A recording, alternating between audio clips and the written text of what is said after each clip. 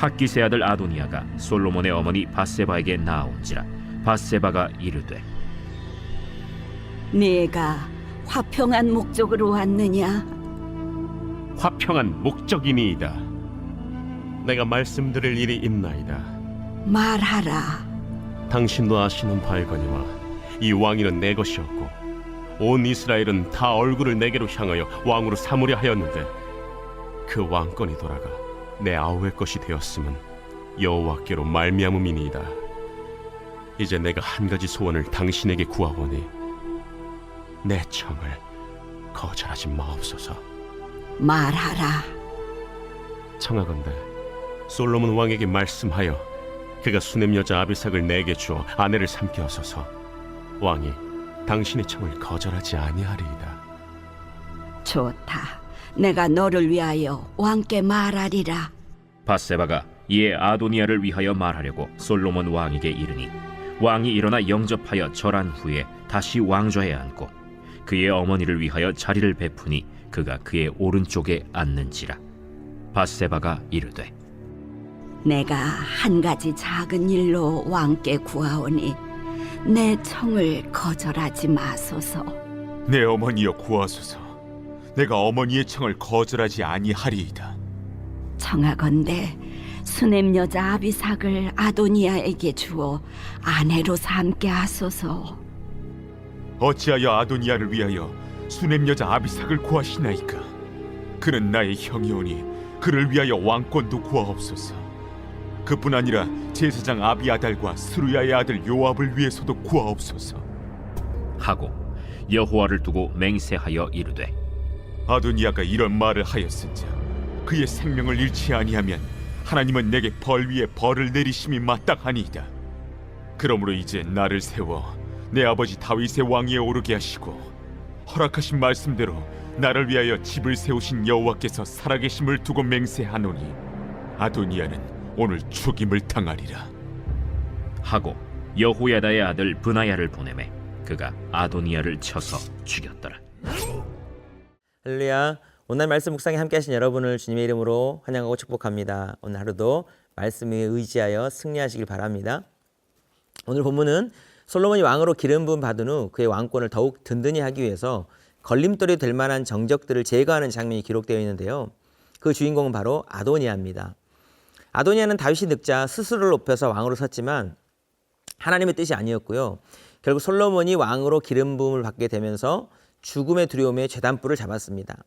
솔로몬은 당장 죽이지 않고 기회를 주었죠. 그러면서 말했습니다.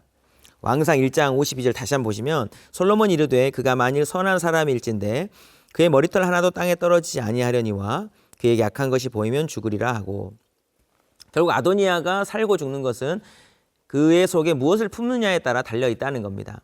아도니아는 그렇게 살 기회를 얻었지만 그의 욕심을 내려놓지 못합니다. 솔로몬의 왕의 어머니 밧세바를 찾아와서 말하죠. 13절 말씀입니다. 핫기스의 아들 아도니아가 솔로몬의 어머니 밧세바에게 나온지라. 밧세바가 이르되 내가 화평한 목적으로 왔느냐? 대답하되 화평한 목적이니이다. 아멘. 밧세바가 경계하면서 묻습니다. 화평한 목적으로 왔느냐? 예, 화평한 목적입니다. 이 성경에 화평한 목적이라는 단어를 2번 기록하고 있는데요. 이미 이 말을 강조해서 쓴 것을 통해서 알 수가 있습니다. 이 아도니아 행동이 화평한 목적이 아니라는 거예요. 아직도 왕의 자리에 대해서 탐심이 남아있는 겁니다. 아도니아의 말을 한번 들어보실까요? 15절입니다. 그가 이르되 당신도 아시는 바이거니와 이 왕위는 내 것이었고 온 이스라엘은 다 얼굴을 내게로 향하여 왕으로 삼으려 하였는데 그 왕권이 돌아가 내 아우의 것이 되었음은 여호와께로 말미암음이니이다. 아멘. 참 이 말이 이상합니다.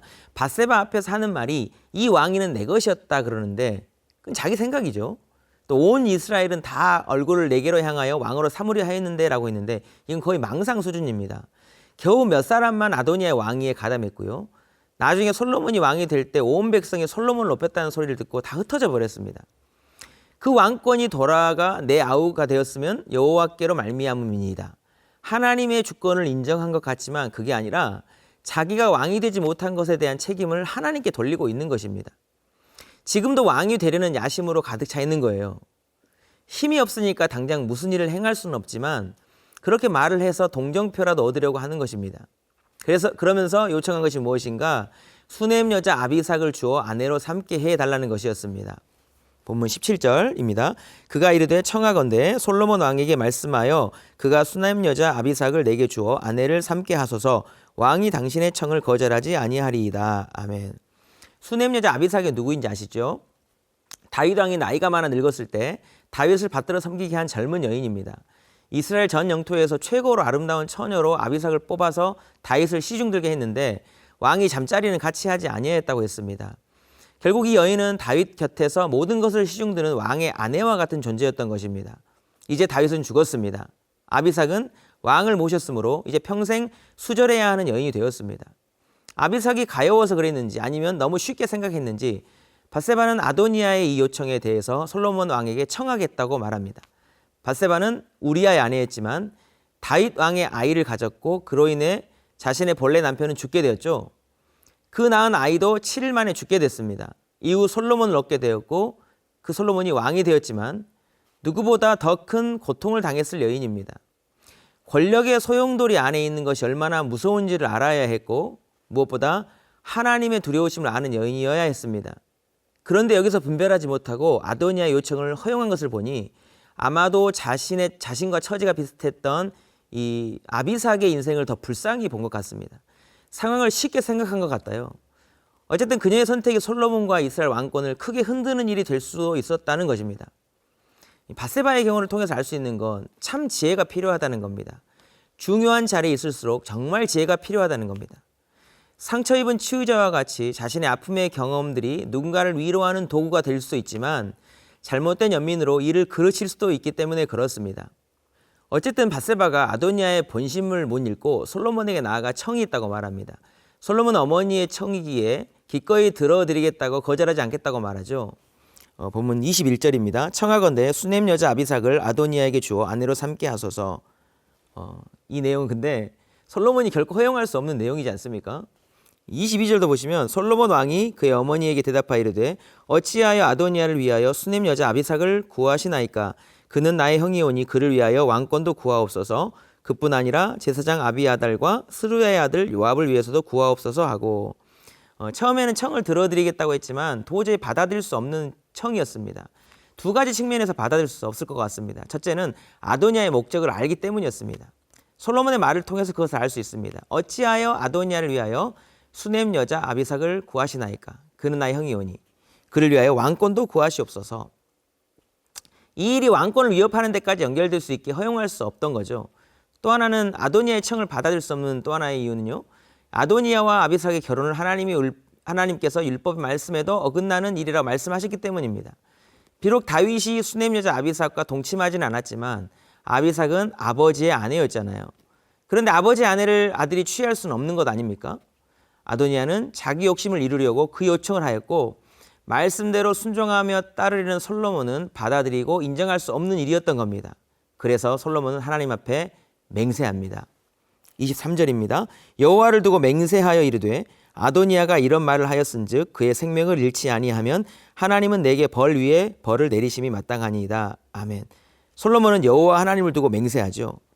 아도니아가 생명을 잃지 않으면 하나님이 자기에게 벌을 내리심이 마땅하다고요. 그냥 외적으로만 보면 자기의 왕권에 위협이 되는 사람에 대해서 그냥 화가 나서 하나님 앞에서 스스로 저주의 맹세를 하는 것 같지만 이것을 그냥 감정적인 상황으로만 해석해서는 안 됩니다. 왜냐하면 솔로몬은 하나님의 율법의 말씀을 지키는 것과 지키지 않는 것의 삶의 결과가 어떠함을 알고 지키지 않았을 때의 엄중함이 어떤 것인지를 알고 있었기 때문이었습니다. 24절도 보면 그러므로 이제 나를 세워 내 아버지 다윗의 왕위에 오르게 하시고 허락하신 말씀대로 나를 위하여 집을 세우신 여호와께서 살아 계심을 두고 맹세하노니 아도니아는 오늘 죽임을 당하리라 하고. 아멘. 말씀대로 나를 세우신 여호와 하나님의 살아 계심을 두고 맹세하고 있습니다. 그는 말씀의 엄중함을 알고 있는 겁니다. 다윗이 유언을 통해서 알려준 말씀 따라 순종하며 살아가는 것의 중요성을 솔로몬도 이 마음에 새기고 있는 거예요.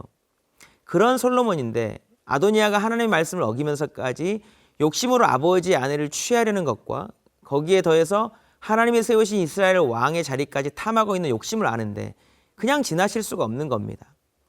아도니아가 아버지의 아내 아비삭을 아내로 취하는 것을 허용한다면 그도 하나님의 말씀을 어기는 것을 허용하는 것이 되기 때문에 결코 그럴 수 없다는 겁니다.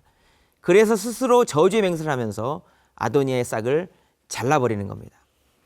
25절 보시면 여호야다의 아들 분하야가 그를 보내매 그가 아도니아를 쳐서 죽였더라. 아멘. 아도니아는 즉시 처형을 당합니다. 사랑하는 성도 여러분, 오늘 본문의 아도니아를 통해서 무엇을 배워야겠습니까? 아도니아 입장에서 보면 하나님께서 살 기회를 주셨는데 그의 마음속에 욕심을 버리지 않았다는 것입니다. 그가 품고 있던 욕심이 말씀의 선을 넘는 데까지 가버렸고 결국 아무것도 얻지 못하고 비참한 마지막을 맞이하고 말았다는 겁니다. 솔로몬의 입장에서 보면 어머니의 요청이었기에 감정적으로 흔들릴 수 있었는데 그의 안에 하나님의 말씀의 기준이 살아있었기 때문에 적절하게 판단할 수 있었고 속지 않을 수 있었다는 겁니다. 하나님의 말씀에 순종할 때 그의 왕위를 더 견고하게 세울 수 있었다는 것입니다. 어제 본문에서 다윗이 유언한 한마디대로 그대로 행한 것이죠. 내 하나님 여호와의 명령을 지켜 그 길로 행하라. 좌우로 치우치지 말라. 모세 율법에 기록된 대로 다 지키라. 그리하면 내가 무엇을 하든지 어디로 가든지 형통할 것이다. 결과적인 이야기지만 처음에 이랬던 솔로몬도 후에 결국 이방 나라와 하친을 통해서 이방 여인들과 결혼을 하고 그들의 신들을 받아들이고 말씀을 버리게 되죠. 그로 인해 나라에 큰 위기가 찾아오게 되었고 나라가 쪼개지게 되고 말았습니다. 사랑하는 성도 여러분, 하나님의 말씀 따라 순종하며 사는 길이 형통의 길인 줄 믿습니다. 저와 여러분 안에 살아계신 하나님의 말씀이 충만히 계시길 축복합니다. 그 말씀이 저와 여러분을 이끄는 인생이 되길 바랍니다. 말씀이 기록된 대로 잘 지키십시오. 그리하면 무엇을 하든지 어디로 가든지 형통하리라 말씀했습니다. 그 말씀이 분별하게 해주시고 지혜롭게 해주시고 하나님과 동행하게 하심으로 결국 더디 가는 것 같더라도 형통의 길로 이끌어 주시는 겁니다. 우리 주님과 함께 말씀과 함께 승리의 길 걸어가시는 저와 여러분의 복된 삶이 될 수 있기를 주님의 이름으로 축복합니다. 기도하시겠습니다. 하나님 아버지, 오늘 말씀을 통해서 아도니아가 품은 탐욕이 그를 얼마나 어리석고 비참하게 하는지를 보게 됩니다. 욕심을 품고 말씀을 버리는 자가 아니라 말씀을 품는 지혜로운 자로 살아가게 해 주시옵소서. 우리 안에 말씀을 풍성하게 하는 일에 더욱 헌신하게 하시고 그 말씀 따라 형통의 길 걸어가는 거룩한 하나님의 백성들 다 되도록 축복해 주옵소서. 감사드리며 예수님의 이름으로 기도드리옵나이다. 아멘.